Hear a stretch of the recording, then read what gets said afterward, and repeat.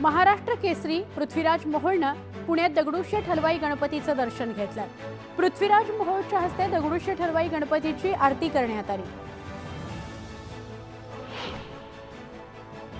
पंचांना लाथ मारणं योग्य नाही, पंचांचा निर्णय मान्य करावा लागतो असं महाराष्ट्र केसरी पृथ्वीराज मोहोळ यानं म्हटलंय। शिवराज राक्षेची भेट घेणार असल्याचं मोहोळनं सांगितलं। महाराष्ट्र केसरी कुस्ती स्पर्धेत शिवराजला डिवचलं जात होतं असा आरोप करत त्याच्यावर बंदीची कारवाई करणं चुकीचं आहे असं शिवराजच्या कुटुंबियांचं म्हणणं आहे।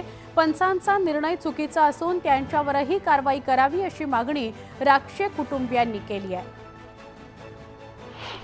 निवडणुकीपूर्वी धनंजय मुंडेंनी माझी भेट घेतली, धनंजय मुंडेंसोबत वाल्मिक कराडही आला होता असा गौप्यस्फोट मनोज जरांगेंनी केला। भेटीवेळी मुंडे मला सांभाळा, माझ्यावर लक्ष राहू द्या असं म्हणाले, सगळे पाया पडले असं जरांगेंनी सांगितलं। आरोपींना यंत्रणा सोडणार नाही ही धनंजय मुंडेंची टोळी आहे, आरोपींना लपवलं जात आहे असा आरोप मनोज जरांगेंनी केला। या टोळीमुळे एका नेत्यानं जिवंतपणी मरण यातना भोगल्या असा दावा जरांगेंनी केला। जोपर्यंत धनंजय मुंडे राजीनामा देणार नाही तोपर्यंत आमची लढाई सुरूच राहणार आणि या निर्णयावर आम्ही ठाम आहोत असा इशारा अंजली दमानिया यांनी दिलाय। तर भगवानगडावर जाऊन नामदेव शास्त्रींची भेट घेणार, त्यांच्याकडे पुरावे सादर करणार असंही दमानिया म्हणाल्या। गुन्हेगाराला जात धर्म काही नसतं, बीड प्रकरणात जातीय रंग दिला जातोय तो योग्य नाही असं विजय वडेट्टीवार म्हणाले। महंतांनी त्यांच्या मर्यादा पाळाव्यात, सरकारनं निपक्ष चौकशी करावी अशी मागणी विजय वडेट्टीवार यांनी केली। मुख्यमंत्री आमच्या हक्काचं आरक्षण का देत नाहीत असा सवाल मराठा आंदोलक मनोज जरांगेंनी केला। 2 दिवसात मार्ग काढा अशी विनंती मनोज जरांगेंनी सरकारला केली। मुख्यमंत्र्यांना मराठा समाजाचे अजून किती बळी हवे आहेत असा सवाल मनोज जरांगेंनी केला। संयम सुटला तर आम्हाला वेगळं आंदोलन करावं लागेल असा थेट इशारा मनोज जरांगेंनी दिला।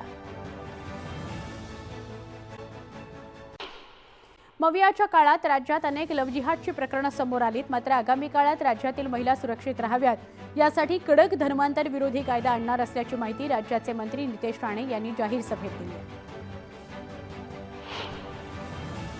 संसदेच्या अर्थसंकल्पीय अधिवेशनापूर्वी मुख्यमंत्र्यांकडून राज्यातील सर्वपक्षीय खासदारांची बैठक आयोजित करण्याची परंपरा बहुधा खंडित होऊ लागली आहे। गेल्या वर्षी लोकसभा निवडणुकीत निवडून आलेल्या सर्वपक्षीय खासदारांची एकही बैठक सरकारच्या वतीनं आयोजित करण्यात आलेली नाही।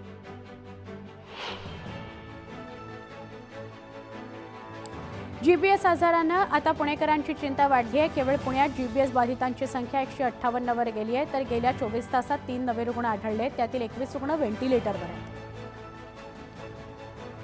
राज्यात गुलेनबारी सिंड्रोममुळे चिंतेचं वातावरण आहे। दररोज रुग्णसंख्येत 9 ते 10 रुपयांची वाढ होतीये, तर दिलासादायक म्हणजे जीबीएसमधून बरं होत असलेल्या 38 रुग्णांना डिस्चार्ज देण्यात आलेला आहे। पुण्यात जीबीएस रुग्णसंख्येत दिवसेंदिवस वाढ होत असताना बरे होणाऱ्या रुग्णांचं प्रमाण वाढत असून ससून रुग्णालयातील 5 रुग्णांनी जीबीएसवर मात केली असून बरे झालेल्या रुग्णांना रविवारी डॉक्टरांनी पुष्पगुच्छ देऊन त्यांना पेढे भरवले आणि घरी सोडले। जव्हारमध्ये शिवसेनेच्या पदाधिकाऱ्यावर हल्ला करण्यात आला। जुगार अड्ड्याविरोधात विजय घोलप यांनी तक्रार केल्याचा राग मनात ठेवून हल्ला करण्यात आला। हल्ल्याचा व्हिडिओ समोर आला। महाराष्ट्र राज्य कंत्राटदार महासंघाकडून राज्य सरकार विरोधात 5 फेब्रुवारीला काम बंदचा इशारा देण्यात आलाय। सरकारकडून 7 ते 8 महिन्यांपासून विकास कामांचा निधी रखडल्यानं 4 लाख कंत्राटदारांचं काम बंद पडलंय।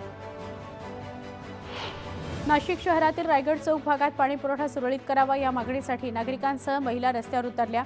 यावेळी पाणीपुरवठा होत नसल्यानं महिलांनी रास्ता रोको केला।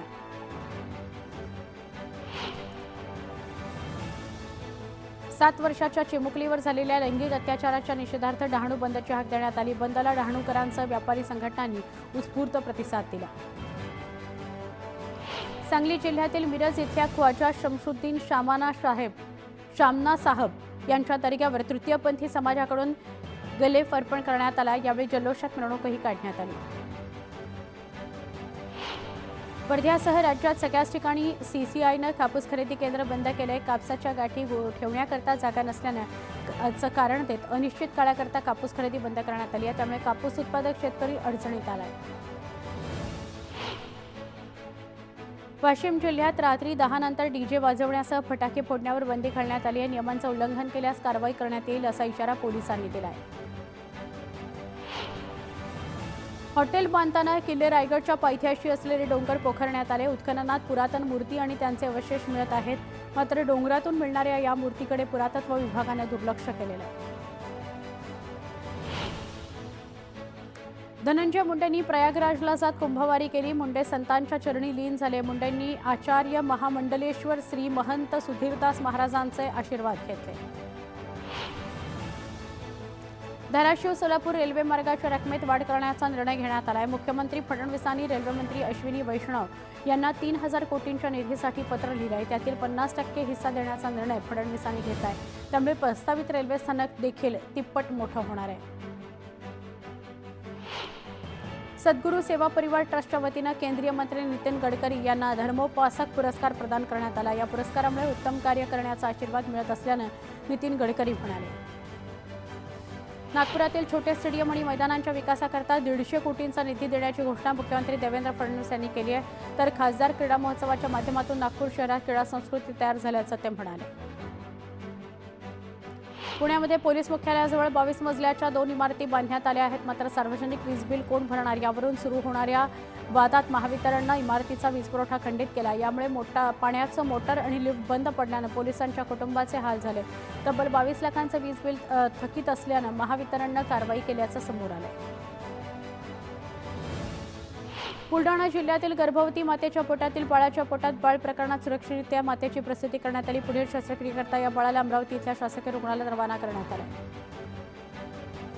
2 ट्रकचा अपघात झाल्यानं पुणे इंदोर महामार्गावर वाहतूक ठप्प झाली. सुमारे 4 ते 5 किलोमीटरपर्यंत रांगा लागलेल्या होत्या. प्रवाशांचे हाल झाले. बुलढाण्याच्या चिखलीमधील सोनेवाडीत नवीनच बांधण्यात आलेल्या बस थांब्याची गावातीलच माथे फिरवून तोडफोड केली. तोडफोडीचा व्हिडिओ सोशल मीडियावर व्हायरल झालेला आहे. बीडच्या आष्टीमध्ये कुस्त्यांची दंगल रंगली. महाराष्ट्र केसरी सिकंदर शेख यांनी अवघ्या 7 सेकंदात कुस्ती चितपट केली. कुस्त्यांची दंगल पाहण्याकरता प्रेक्षकांची तुफान गर्दी झाली होती. लासलगाव बाजार समितीत सोयाबीनची आवक वाढली असून सोयाबीनला क्विंटल 4,892 रुपये हमीभाव मिळत आहे. सोयाबीन खरेदीला शासनानं मुदतवाढ दिल्यामुळे शेतकऱ्यांना मोठा दिलासा मिळाला आहे. सांगलीतील कृष्णा नदीवरील आर्विन पुलाला समांतर असा बांधण्यात येत असलेल्या पुलाचं काम गेल्या काही महिन्यांपासून रखडलं आहे. पुलाचं काम लवकरात लवकर करण्याची मागणी नागरिकांकडून करण्यात येते. छत्रपती संभाजीनगरात विमान प्रवाशांची संख्या वाढली आहे. 2024 मध्ये 6,95,000 प्रवाशांनी विमान प्रवास केला. गेल्या वर्षीच्या तुलनेत प्रवासी 91,000 वाढले. त्यामुळे आता प्रवाशांकडून नवीन विमान सेवेची मागणी करण्यात येते. जळगावच्या पाचोरा इथं रेल्वेच्या कामासाठी ब्लॉक घेण्यात येणार आहे. त्यामुळे जळगाव भुसावळ मार्गे धावणाऱ्या 4 रेल्वे 4 फेब्रुवारी रोजी रद्द करण्यात आल्या आहेत. यासोबतच मुंबईहून सुटणाऱ्या 3 रेल्वे उशिरानं धावणार आहेत. नागपूरमध्ये फेब्रुवारीच्या सुरुवातीलाच उन्हाचे चटके तीव्रपणे जाणवू लागले आहेत. गेल्या 24 तासात तापमानाची 34.6 अंश सेल्सिअसची नोंद झाली असून सरासरीपेक्षा 4.5 अंशांनी तापमानाचा पारा वाढला आहे. तर रात्रीच्या तापमानात 1 अंशांची घट नोंदवण्यात आली आहे. मावळमधील टाकवे गावात विठ्ठल रुक्मिणी देवाच्या जत्रेदरम्यान भव्य छकडी बैलगाडा स्पर्धा आयोजित करण्यात आली होती. या स्पर्धेत जिल्ह्यातील 350 बैलगाडा मालकांनी सहभाग घेतला.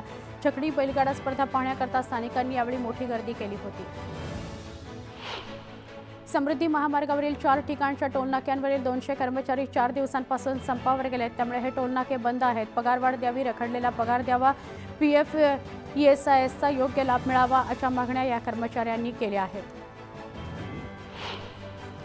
जळगावच्या बोदवड तालुक्यामध्ये कापूस खरेदी केंद्र बंद पडली आहेत. त्यामुळे शेतकऱ्याला पडक्या भावात कापूस विकावा लागत असल्यानं मोठं नुकसान होत आहे. क्विंटल मागे तब्बल 800 रुपयांचा भूर्दंड सहन करावा लागतोय. बळीराजा संकटात सापडलाय. सोलापूर जिल्ह्यात आंबा लागवड क्षेत्र वाढत असतानाच पेरूलाही शेतकरी प्राधान्य देत आहेत. जिल्ह्यात आंब्यासह पेरूची लागवड सुरू असून जिल्ह्यात 4,421 हेक्टर क्षेत्रावर आंबा लागवड तर 5,297 हेक्टर क्षेत्रावर पेरू लागवड करत असल्याचं कृषी खात्याकडून सांगण्यात आलं. जळगावातील चाळीसगाव तालुक्यातील बेशिस्तपणे वाहन चालवणाऱ्या 15,000 वाहनधारकांकडून 44,82,000चा दंड वसूल करण्यात आला. तर गेल्या 3 वर्षात 18,000 वाहनधारकांकडे 1,33,00,000चा दंड थकीत आहे. सांगलीमध्ये ईव्हीएम ऐवजी मतपत्रिकेवर निवडणुका घ्याव्यात असा ठराव वाळवा तालुक्यातील बहे या ग्रामपंचायतीने केलाय। नुकत्याच पार पडलेल्या ग्रामसभेत मतपत्रिकेवर निवडणूक घेण्याचा ठराव करण्यात आला असून जानेवारीच्या शेवटच्या आठवड्यात ग्रामसभेमध्ये हा ठराव संमत करण्यात आला।